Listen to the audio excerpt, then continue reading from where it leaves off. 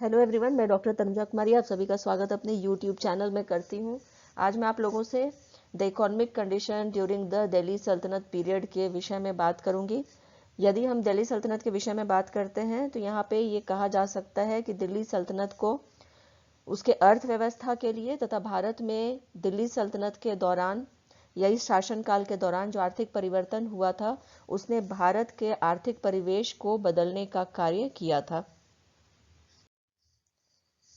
यहाँ पे यदि हम इकोनॉमिक कंडीशन ड्यूरिंग दिल्ली सल्तनत के विषय में यदि हम बात करते हैं तो यहाँ पे सबसे पहले हम ये देखते हैं कि भारत में जो प्राचीन समय से चली आ रही भू राजस्व व्यवस्था थी उसमें भी हमें काफ़ी परिवर्तन देखने को मिलता है, क्योंकि ये पहली बार ऐसा हुआ था कि भारत में मुस्लिम शासन प्रारंभ हुआ था और कहीं न कहीं यहीं पे जो है दिल्ली सल्तनत शासकों के अधीन जो आर्थिक परिवर्तन था वह हमें देखने को मिलता है, क्योंकि भारत में इस समय जो अब्बासी खलीफाओं का जो प्रशासनिक तंत्र रहा था उसी का अनुसरण करते हुए भारत में जितने भी शासक रहे दिल्ली सल्तनत के अधीन उन्होंने उसी का अनुसरण करते हुए आर्थिक व्यवस्था में परिवर्तन लाने का कार्य किया था। भारतवर्ष में दिल्ली सल्तनत का शासनकाल एक लंबे समय तक कायम रहा था। जैसा कि हम जानते हैं कि दिल्ली सल्तनत का शासनकाल भारत में 1206 से 1526 का रहा था, जो कि काफ़ी लंबा समय था, जिस वजह से हम कह सकते हैं कि भारत में इस समय आर्थिक व्यवस्था में काफ़ी परिवर्तन भी हुआ था और इतिहासकारों ने इसके विषय में अपनी अलग अलग राय भी रखी है। वास्तव में इतिहास के ग्रंथों, हिंदू एवं मुस्लिम रहस्यवादियों की रचनाओं, अमीर खुसरो की पुस्तकें, विदेशी यात्रियों के विवरण के आधार पर दिल्ली सल्तनत की आर्थिक व्यवस्था के संदर्भ में एक अनुमान लगाया गया है, जिसके आधार पर इतिहासकारों का विचार है कि सल्तनत काल में मुख्य रूप से आर्थिक अवस्था कृषि पर आधारित रही थी। भू राजस्व दिल्ली सल्तनत के आय का प्रमुख स्रोत था और यही कारण रहा है कि दिल्ली सल्तनत में किसानों, कृषि कार्य और सिंचाई को सर्वाधिक महत्वपूर्ण विषय के रूप में सुल्तानों द्वारा स्वीकार किया गया था। दिल्ली सल्तनत के समय कृषि आर्थिक व्यवस्था का एक प्रमुख आधार रहा था। दिल्ली सल्तनत के समय उपज पर्याप्त होती थी। पुरुषों के द्वारा कृषि कार्य, फसलों की देखभाल और कटाई का कार्य किया जाता था। वहीं महिलाएं उन्हें कृषि कार्य में सहयोग करने के साथ ही साथ जानवरों की देखभाल भी किया करते थे। दिल्ली सल्तनत के समय सल्तनत के आय का प्रमुख स्रोत खराज था, जो कि भू राजस्व के रूप में प्राप्त किया जाता था। दिल्ली सल्तनत में एक सुव्यवस्थित भू राजस्व व्यवस्था स्थापित की गई थी, जिसके अंतर्गत भूमि को 4 वर्गों में विभाजित किया गया था। पहला वर्ग इक्ता था। इक्ता का एक अरबी शब्द है। यह भूमि इक्तादारों को दी जाती थी तथा इस भूमि से लगान वसूल करने वाले अधिकारी को वली कहा जाता था। वली के कार्यों का निरीक्षण ख्वाजा के द्वारा किया जाता था। निजाम उल मुल्क तुसी के रियासत नामा में इक्ता के संदर्भ में हमें महत्वपूर्ण जानकारी उपलब्ध होती है या इससे मिलती है, जिसमें बताया गया है कि गोरी की विजय के पश्चात उत्तर भारत में इक्ता व्यवस्था का उदय हुआ था। 1191 ईस्वी में मोहम्मद गोरी ने ऐबक को हांसी का इक्ता प्रदान किया था। इक्ता श्रेणी की भूमि से जो भू राजस्व संग्रहित किया जाता था उसमें से प्रशासनिक खर्च और वेतन के भुगतान के करने के पश्चात शेष रकम को केंद्रीय खजाने में जमा कर दिया गया था या किया जाता था और इस जमा रकम को फवाजिल कहा जाता था। दिल्ली सल्तनत के काल में भूमि की दूसरी श्रेणी खालसा की भूमि रही थी, जो कि डायरेक्ट सुल्तान के अधीन मानी जाती थी। यह भूमि सीधे केंद्र के नियंत्रण में होता था तथा इस भूमि से भू राजस्व आमील के द्वारा वसूला जाता था। खालसा भूमि दिल्ली सल्तनत के प्रारंभिक सुल्तानों के समय भटिंडा और ग्वालियर के रूप में वर्णित है। अलाउद्दीन खिलजी के समय खालसा भूमि का काफी विस्तार हुआ था, किंतु फिरोज तुगलक ने अलाउद्दीन खिलजी की व्यवस्था को बंद कर दिया, जिससे उसके समय खालसा भूमि काफी कम हो गई थी। खालसा भूमि से राजस्व वसूल करने में चौधरी एवं मुकद्दम का स्थान महत्वपूर्ण होता था। दिल्ली सल्तनत के समय में तीसरी भूमि की श्रेणी रही थी उसरू भूमि। इस श्रेणी के भूमि के मालिक तुर्की मुसलमान हुआ करते थे। इस भूमि पर 5 से 10% तक राजस्व वसूल किया जाता था। इस श्रेणी की भूमि पर प्राकृतिक रूप से सिंचाई की सुविधा उपलब्ध होती थी।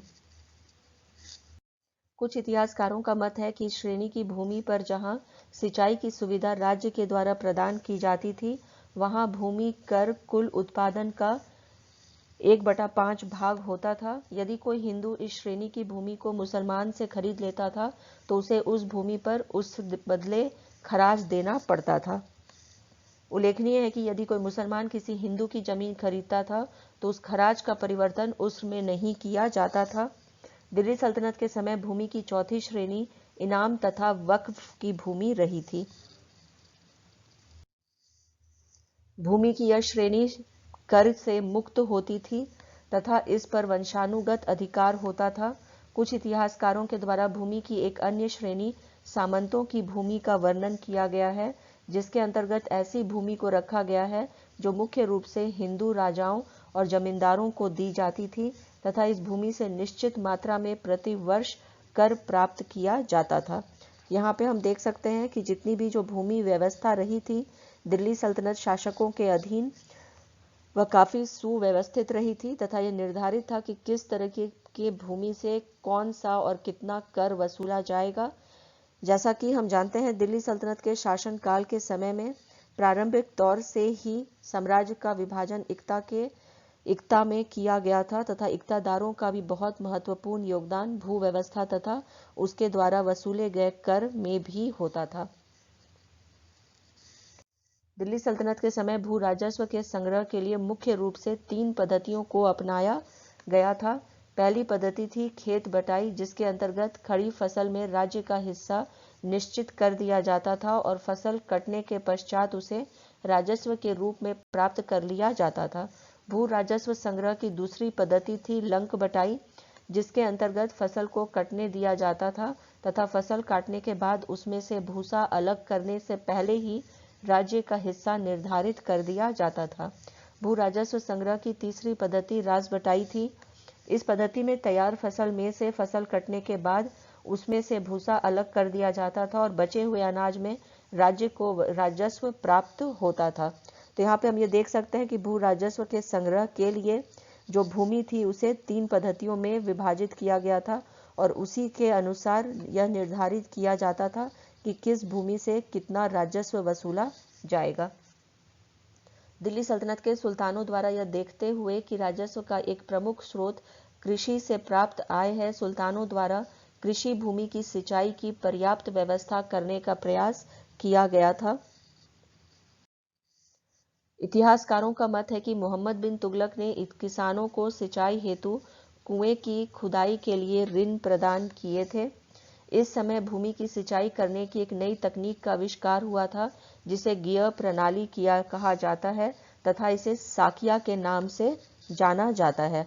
जैसा कि हम जानते हैं कि मोहम्मद बिन तुगलक के शासन काल के समय में जिस समय में दोआब का जो टैक्सेशन हुआ था, जिस समय एक्सपेरिमेंट, उस समय में भी किसानों को लोन भी प्रोवाइड किया गया था, जिसे हम सोनधर के नाम से जानते हैं। तो यहाँ पे जितने भी दिल्ली सल्तनत के जो शासक रहे थे और मोहम्मद बिन तुगलक के शासन काल में हम देखते हैं कि किसानों के विषय में भी शासक ध्यान रखा करते थे और विपरीत जब भी कोई ऐसी कैलामिटीज होती थी उस समय में उन्हें लोन्स भी प्रोवाइड किया जाता था। दिल्ली सल्तनत में भूमि की सिंचाई में नहरों के प्रयोग को सर्वप्रथम गयासुद्दीन तुगलक के द्वारा प्रारंभ किया गया था। फिरोज तुगलक के द्वारा भी कई नहरों का निर्माण कराया गया था। फिरोज शाह तुगलक ने यमुना नदी से रज्जाब तथा उलुग खानी नामक नहरों का निर्माण कराया था। यही नहीं उसने सतलज नदी से फिरोज शाही नहर निकलवाई थी या उसका निर्माण करवाया था। उसने घग्गर नदी तथा काली नदी से भी एक एक नहर निकलवाया था। इन नहरों के निर्माण के पश्चात उसने हक ए शिर्ब नामक सिंचाई कर को लगाया था, जो कुल उपज का 10% होता था। दिल्ली सल्तनत में उपजों के संदर्भ में हमें इब्न बतूता के वर्णन से भी जानकारी प्राप्त होती है। उसने अपने वर्णन में दिल्ली और उसके आसपास के स्थानों में उत्पन्न किए जा रहे फसलों की चर्चा की है। उसने बताया है कि सल्तनत काल में रबी और खरीफ दोनों फसलें उगाई जाती थीं। इतिहासकारों के द्वारा भू राजस्व के निर्धारण में मुक्ताई की व्यवस्था का भी वर्णन किया गया है। इस व्यवस्था के अंतर्गत किसान और सरकारी कर्मचारी आपसी समझ और विचार विमर्श से भूमि से होने वाले उपज का अंदाजा लगाते थे और उसके आधार पर कर निर्धारण किया जाता था। इतिहासकारों द्वारा भू राजस्व की अन्य विधि मसाहत बताई गई है। इस व्यवस्था के अंतर्गत भू राजस्व भूमि की पैमाइश पर आधारित होती थी, जिसमें फसल लगाई गई थी अर्थात जोती गई जमीन की माप की जाती थी और मापे गए जमीन के आधार पर राजस्व का निर्धारण किया जाता था।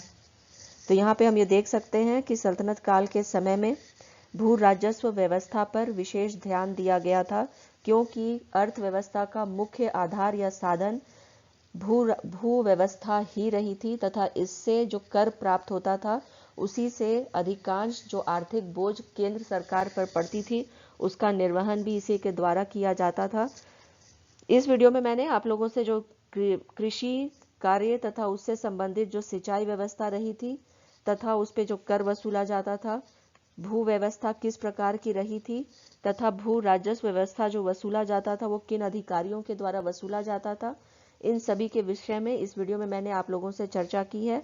नेक्स्ट वीडियो में मैं आप लोगों से जो अर्थव्यवस्था रही थी दिल्ली सल्तनत के अधीन उसके और कौन से आधार रहे थे तथा किस तरह से अर्थव्यवस्था जो है वह कायम किया गया था या उसे व्यवस्थित किया गया था दिल्ली सल्तनत शासकों के अधीन, उसकी चर्चा जो next part of the video है उसमें मैं आप लोगों से करूंगी।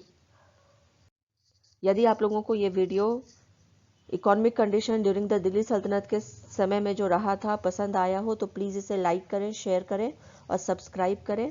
Thank you. Please stay connected.